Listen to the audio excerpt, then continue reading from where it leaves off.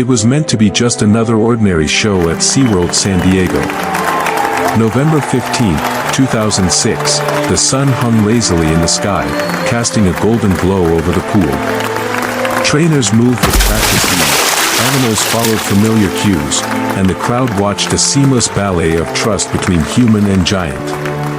But beneath the surface, something unseen was about to break. Brian Rokeach, a seasoned and respected orca trainer, slipped into the water beside Orchid, a powerful, intelligent killer whale born and raised in captivity. Then, in a flash, no warning, no hesitation, she struck. With terrifying force, she pulled him under, dragging him to the bottom of the pool, and refused to let go. For 26 seconds, life carried on above the surface, normal, uninterrupted. But, beneath the water, time stood still. A life hung by a thread. In that harrowing silence, one former trainer once said, "You're not a partner. You're prey." What could drive an orca, raised by human hands, nurtured in captivity, to turn on the very people who loved and trusted it? This is the haunting, untold story of a bond shattered, of instincts awakened, of trust betrayed. Because the most terrifying part of the show is often what the audience never sees. If you're drawn to true stories of animal attacks, and if you seek truth beyond the headlines, you're exactly where you need to be. Like, share, subscribe. Because what you're about to witness will challenge everything you thought you knew about killer whales, and the people who risk everything to work with them. His name was Brian Rokeach. At just 27, he had landed where many only dream of. A job as a marine mammal trainer at SeaWorld San Diego's iconic Shamu Stadium. But beyond the spotlight, behind the glass and the applause, lay a truth few outsiders truly understood. That this so-called dream job came with risks few would dare face. And one afternoon in November 2006, those risks would erupt into a nightmare.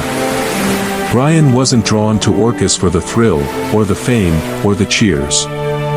From the time he was a young boy by the California coast, the ocean wasn't just a fascination, it was his passion. His bedroom walls weren't covered with superheroes or movie stars, but with orcas. While other kids played video games, Brian studied cetacean behavior. Captivated by the complexity, the emotion, the soul he saw in these giants of the deep. To his colleagues, Brian stood out, not for flair, but for calm, focus, and a quiet, steady compassion. He didn't shout. He didn't showboat. With Brian, it was always about one thing, connection. And Orchid, the 18-year-old female orca he worked with most, responded to that. What they had wasn't just routine. It was a bond. A fragile trust. But that's the brutal truth of working with wild animals. Even those born in tanks, raised by trainers. Danger doesn't always wear a stranger's face. Sometimes, it comes from the one you trust most. One of Brian's former teammates once said, "Brian loved these animals. He believed in them. He never imagined one would try to kill him." And maybe that's what makes this story so devastating. Because in the world of orca training, the line between performance and survival is terrifyingly thin. Just a quiet exchange built on years of trust between man and whale. Brian had done this dozens of times. As the stadium lights dimmed and the final note of music faded, he slipped into the water. It wrapped around him like liquid glass. For a moment, everything was still, peaceful. Orchid hovered beneath the surface, massive yet calm. But in the deep, where instinct and unpredictability live, peace can turn on a dime. And for Brian, the line between control and chaos was about to be shattered in the most brutal way. Years later, when someone asked him what kept him going after the attack, he pointed to a quote that had lived on his desk since college. "Courage isn't the absence of fear, it's the decision that something else is more important than fear." "That's what it was like," he said, when Orchid grabbed him. "You don't think about dying. You think about survival. One more second. One more breath." And that day, at SeaWorld Stadium, Brian had to summon everything inside him just to reach the surface again. But the real question would haunt him, and others, long after. Why did Orchid do it? And what did SeaWorld know, before it happened? This is where the story truly begins. She was born on September 23, 1988, in SeaWorld, San Diego. Her name was Orchid. To the crowds, she was a star, 7,000 pounds of grace and force, flying through the air with precision and poise, always appearing to smile. Trainers called her the perfect whale. Not because she was the sweetest. Not because she was the easiest. But because she was smart, razor sharp. Unlike many female orcas, Orchid had a presence that dominated every tank she entered. She was the daughter of SeaWorld royalty, Candu M and Orca 2.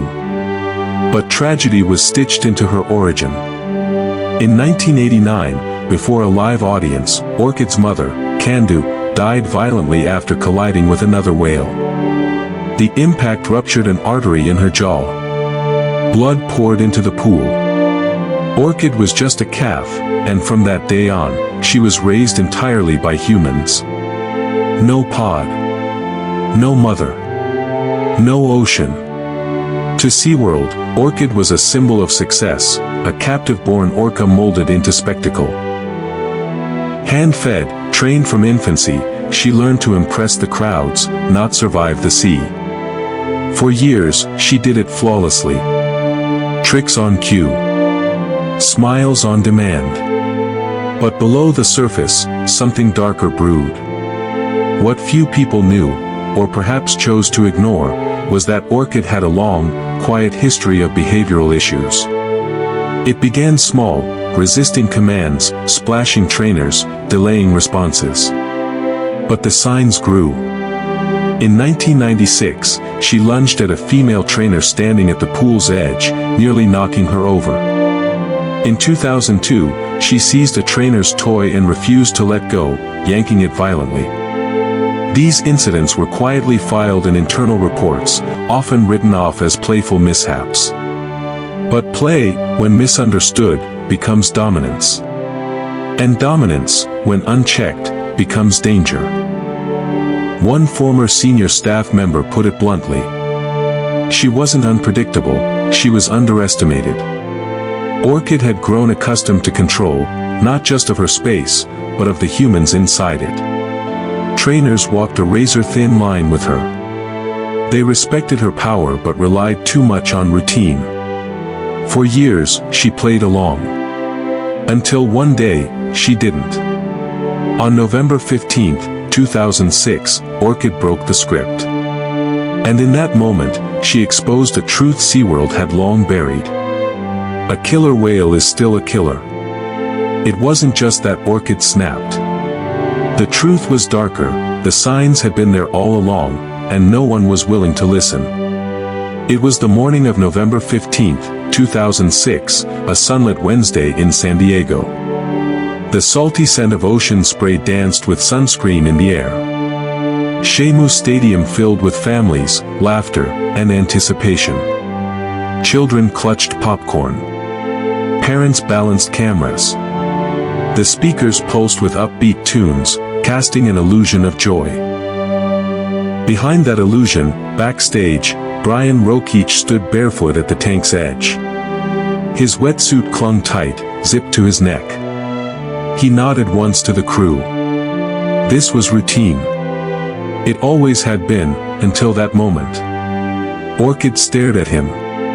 Silent. Still. Something was different. Then she moved. Slowly. Almost eerily smooth. She circled the pool with haunting calm, her shadow brushing the surface like a ghost. Trainers knew this behavior. They called it checking. It wasn't curiosity. It was control. Brian signaled for her to approach. She didn't. He signaled again. Nothing. From the stands, all seemed fine. The crowd clapped, the announcer spoke. But under the water, there was silence. A silence that screamed. Brian felt it, Orchid's energy had shifted. The rhythm was gone. Her gaze pierced him. And then, she struck. She lunged. Not with grace, but force. A flash of black and white cut through the water. Her jaws clamped down on Brian's left foot. In that split second, everything changed. Time broke in two, before the bite and after it. There was no hesitation. No warning. One moment, he floated. The next, he was yanked into darkness. 7,000 pounds of raw power pulled him down like a lead anchor. Above, cheers and laughter echoed. Parents lifted children. No one knew a man was being dragged into the abyss. Brian slammed against the pool floor. The cold hit like a punch. His body screamed in pain, but panic would cost him oxygen. He stayed focused. Trapped. Ankle twisting. Ligaments snapping with each shake of Orchid's head. He didn't scream. Screaming wasted breath. He looked into her eyes. And signaled for help. On the surface, trainer Kenneth Peters sensed it. Something was wrong. He slapped the water with desperation. Called out commands. Anything to pull Orchid's attention away. 26 seconds. That's how long Brian was held. But for him, it felt like forever. And then, suddenly, she let go. As if a spell had broken. Brian kicked up with his good leg, lungs collapsing, heart thunderous. He broke the surface, gasping not just for air, but for life itself. The stadium still cheered. No one knew he had nearly died just feet away. As he was pulled from the pool, mangled and trembling, one thought echoed in his mind, a quote from a sticky note on his bathroom mirror. Sometimes you survive not because you're strong, but because something gave you just enough time. He didn't know what saved him. Instinct, training, luck. But he knew one thing for sure, something had changed. Orchid had crossed a line. There was no going back. Brian's foot was shattered, his ankle torn, but the real damage ran deeper. He had trusted her. Trusted the system that trained them both. But the system had betrayed him, turning routine into roulette. The medical room was quiet. Too quiet. Trainers whispered. One said, he wasn't screaming. He was just staring, like he couldn't believe he made it back. Behind the scenes, SeaWorld's operations room went into red alert. Emergency meetings. New rules. From that day forward, no water work without at least 5 trainers present. But there was no public statement. No press conference. To guests, November 15th was just another sunny California day. But buried in OSHA reports, the truth remained, a trainer had been pulled under. Orchid, the same Orca with a record of aggression, had done it again. And yet, to preserve an image, the silence swallowed the truth. For Brian Rokeach, recovery wasn't just physical. It was the unraveling of faith, in the animals, the training, the illusion. He remembered what his old Navy diver mentor once said. The ocean doesn't kill because it hates you. It kills because it doesn't care who you are. Brian survived. But now, he carried scars the audience would never see. And Orchid? She wasn't done. To outsiders, it all seemed like a freak accident. But behind the glossy shows and rehearsed smiles, former trainers whispered a darker truth. Orchid had always tested limits. She'd lunged, grabbed, pinned. Her name had appeared in reports. But each warning was ignored. Dismissed as play. What few understood was the toll captivity took. The loops. The teeth worn from metal gates. The eyes that stopped responding. Orchid wasn't unpredictable. She was calculated. And her silence? It had always been screaming. Imagine a mind designed to explore vast oceans, roaming up to 100 miles each day, now confined to endless laps around a sterile concrete pool. Marine biologist Dr. Lena Kessler once put it bluntly, it's not a matter of if they'll snap, it's when. Yet in meeting rooms and safety briefings, the narrative stayed the same. Orchid is safe. She's never harmed anyone. She knows the rules. But on November 15, 2006, all those rules disintegrated in one terrifying heartbeat. The illusion shattered. A trainer who witnessed the aftermath would later whisper, haunted. We were all thinking it, if Brian hadn't been pulled up when he was, we'd be mourning a very different story. Sometimes tragedy isn't about what happened. It's about all the moments we ignored the warning signs. As SeaWorld tried to quietly carry on, those who knew Orchid best couldn't silence one chilling question. What would she do next? Brian Rokeach survived that encounter. But his wasn't an isolated ordeal. In 2010, the world would witness the horror as Dawn Brancho was violently dragged under and killed by Tillicum in Orlando. Just 1 year earlier, Alexis Martinez lost his life during what should have been a routine training session with Keto at Loro Parque. These weren't rare freak accidents. They were red flags, warnings we failed to heed, time and time again, waving like distress signals through chlorinated water. Each time, the response felt eerily predictable. Internal memos. Slightly updated safety rules. Polished statements promising change, until it happened again. Experts pointed to a truth many refused to say aloud. Orcas were never meant to live like this. These are powerful, intelligent apex predators who travel miles each day in the wild, now reduced to performing tricks in a glass cage, suppressing their instincts for applause. We look into their eyes and see ourselves. But what stares back is grief, rage, and memory. The documentary Blackfish didn't just poke holes in the system, it blew the illusion wide open. Public trust began to crumble. Attendance fell. Protesters lined the gates. Former trainers began to speak, voices trembling, not just from guilt, but from truth. One former SeaWorld trainer, speaking anonymously in 2008, said, "They always told us she was safe, until she wasn't. But we knew. We all knew Orchid was different." A retired marine park vet summed it up painfully. You can train behavior, but you can't train away trauma. These animals remember. One letter, from a child, broke hearts around the world. Isabel, age 10, watched a show in 2009 and wrote to her school. "I used to think the whales were smiling. But now I think they're crying. Please let them go." That letter went viral. It reached conservation groups, politicians, even SeaWorld's inbox. Sometimes, it's the smallest voice that lights the spark for the greatest change. Because at the core of this issue, beyond headlines, profits, and stadium lights, are living, feeling, thinking beings, trapped and misunderstood.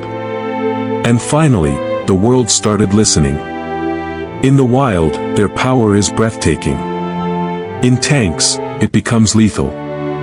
And even as the curtain began to fall on theatrical Orca shows, the damage, to whales and trainers alike, had already been carved in blood and memory. And still, one question lingers. How many more lives must break, before we stop clapping? Brian Rokeach survived. His physical wounds healed. But a deeper scar remained. After that day with Orchid, he made a quiet vow. Never again. He stepped back from public performances. No farewell show. No spotlight. Just a silent goodbye. To the Orcas he once believed he understood. To a world he no longer trusted. His story is not just about survival.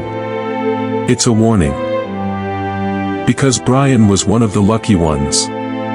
Since then, the tide has shifted. The stage lights are dimming. People are demanding answers.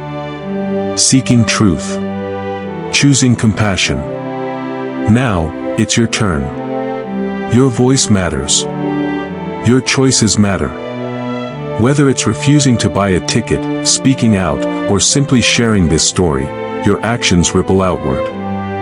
For every orca still circling a tank. For every trainer stepping into waters they're told are safe. For every child learning that applause is never worth a life. Let this be the moment we remember. Let this be the moment we change.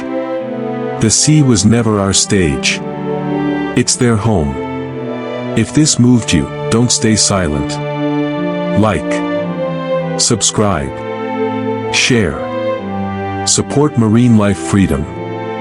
Reject entertainment built on captivity. Be their voice, the one they don't have. Because the next tragedy doesn't have to happen. Not if we choose to say, enough.